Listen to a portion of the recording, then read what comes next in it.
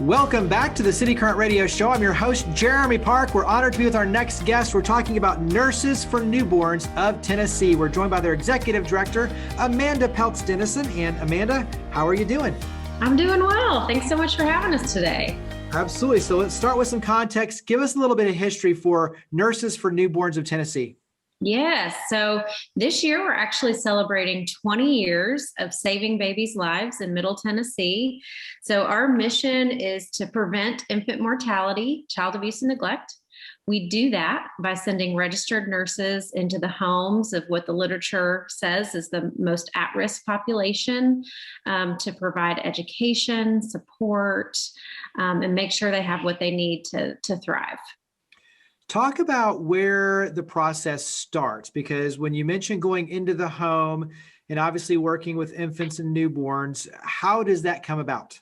Yes. So we take referrals from the professional community. So the majority of the time that comes from hospitals at discharge. So we serve medically fragile babies. So any baby that has spent any time in the NICU will get a referral when it's time for them to leave the hospital. We also get referrals from mental health care providers. We serve women both prenatally and postnatally who either are struggling with depression, anxiety, or some other mental health concern, or even just have a history of it and are pregnant now. We get referrals from other nonprofits in the community serving women that are pregnant or just had a baby and see one of our risk factors kind of in play with a family. So just to list those off real fast: medically fragile infant, mom with medical, mental health, or substance abuse concerns, and teen moms are the clients that we take. So once we get a referral from any professional in the community, we contact the client and see if they're interested in our services and go from there.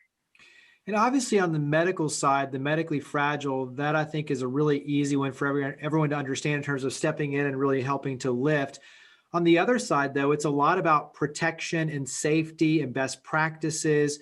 Talk about kind of some of those nuances of working with the family and the mothers and making sure that the child is protected. Absolutely. Yeah. So when we're in the home, we are focused kind of on three main things: the infant, the caregiver, and the home environment. So with the infant, we're making sure that they're being fed properly. A very common form of unintentional child neglect is mismeasuring formula. So we want to make sure that people understand how to measure their formula and how important it is to not water formula down like an adult might do with soup to make it go farther. That can actually cause seizures and brain damage in infants. Most people don't know that. So we're there to provide that sort of education, make sure the infant has a safe place to sleep. We talk about the ABCs of safe sleep with all of our clients.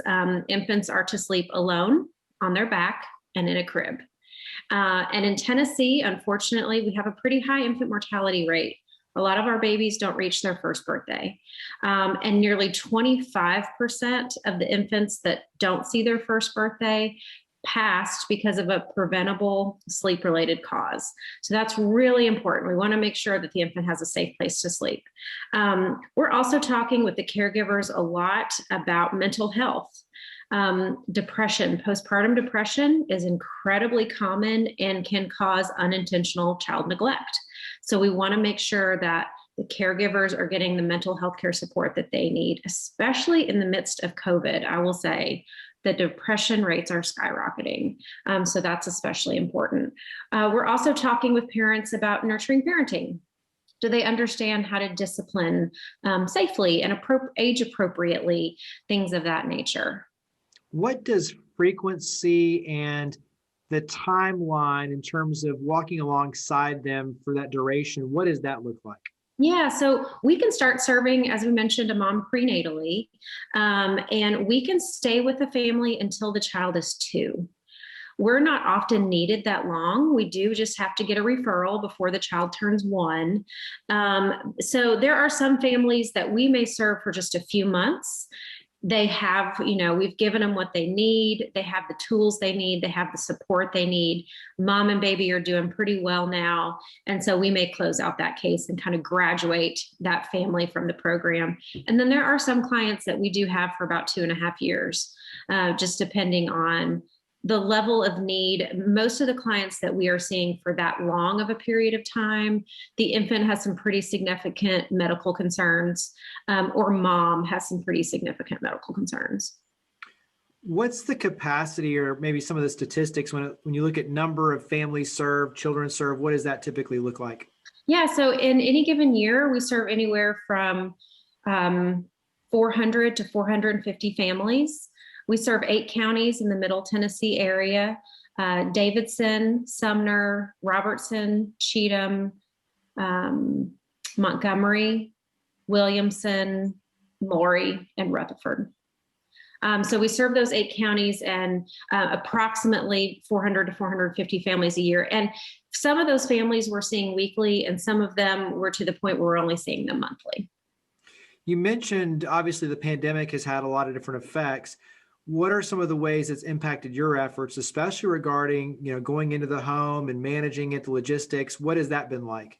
Yes, so we are actually at the moment still providing virtual visits, and that has been challenging to say the least, but we have found that we've been able to provide the same level of support and education, and our outcomes are still the same as they've always been for our clients. We have adapted to, we also provide a lot of physical support to clients: diapers, wipes, formula, a pack and play if they don't have a safe place for the infant to sleep. That's huge for us. So we're still doing that. We're just doing contactless front porch drops of things that the family might need. We are really looking forward to getting back into the home, but I will say that I think the biggest challenge with being virtual is that our nurses aren't able to catch a concern maybe quite as quickly. But things are still being caught before it gets to be a dire situation for the family. We're still preventing a lot of unnecessary ER visits, and we're still keeping babies out of the hospital, but we can't wait to get back into the homes. Talk about, some of the success metrics that you look at, because to your point, it is about obviously the families and the infants, the newborns, the children, but it's also too, you're saving money for the community. I mean, there's a lot of things that you're kind of being able to create this ripple effect of good. What are the things that you look at and measure on your end? Absolutely. So, key leading indicators of child health, especially, are making sure that children have a medical home. So is there a primary care physician that is keeping an eye on this child, is seeing them, on these regular intervals? So we make sure all of our clients have and are using a medical home. We have a 24-hour nurse on call, which helps prevent our clients from going to the ER unnecessarily. And that's huge. Not only do we need to keep our medically fragile infants out of the ER because there's other life-threatening illnesses there, but that's a huge savings to cost payers as well. We're keeping babies from being rehospitalized, making sure that any of the issues that they come out, after just being discharged initially from the hospital, that we're surrounding the family, supporting them, providing the type of care so they don't have to go back to the hospital. We're making sure all of our babies have a safe place to sleep. We're doing postpartum depression screenings on all of our caregivers, making sure our babies have their proper immunizations, things like that. So on average, it only costs us about $1,500 to $2,000 to serve a baby from start to finish in our program. But we're saving taxpayers about $4 for every dollar invested. And our services are completely free to our clients. Gotcha. Wow. What is one of the first that just comes into your mind in terms of stories of impact? So what it means for the families on that side, what's a story that comes to mind in terms of the difference you're able to make in their lives? Well, I don't know that this is fully representative of all of our work, but this is the most recent story of one of a call that our nurse on call got. Essentially, a non-English speaking family went to the pharmacy to pick up a prescription. And because this was the only medical professional they were seeing face to face, they showed the pharmacist their infant's toe. Something was very wrong with the infant's toe. And mom thought it was maybe just something that just needed a little like antibiotic ointment or something along those lines. And the pharmacist was trying to articulate that she was actually very concerned about what she was seeing. But the mom couldn't understand.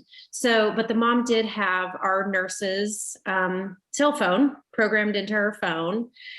So she called the nurse and essentially handed over the phone to the pharmacist. So our nurse and the pharmacist were able to communicate and articulate what was going on. There was a hair very tightly wrapped around the toe. And the child actually did need to go to the ER because the child was about to lose her toe. So that's a situation, and then once the nurse and pharmacist realized what was going on, our nurse got our interpreter on the line, was able to talk to mom and tell her what she needed to do, tell her next steps. And the baby's doing fine and she's going to be able to keep her toe. And I think that's actually a pretty small example of the impact we make, but that's the kind of work that we're doing, just making sure that our families are being cared for in whatever language they speak and whatever it is that they need. Yeah, that's awesome. Carry that forward into how the community can help. How can we help? Yeah, absolutely. So we 100% take in-kind, gently used baby items. So we're always needing gently used pack and plays. Coats in the winter are very helpful. So people can go to our website, nursesfornewborns.org/Tennessee, and they can find out more about how to donate gently used items.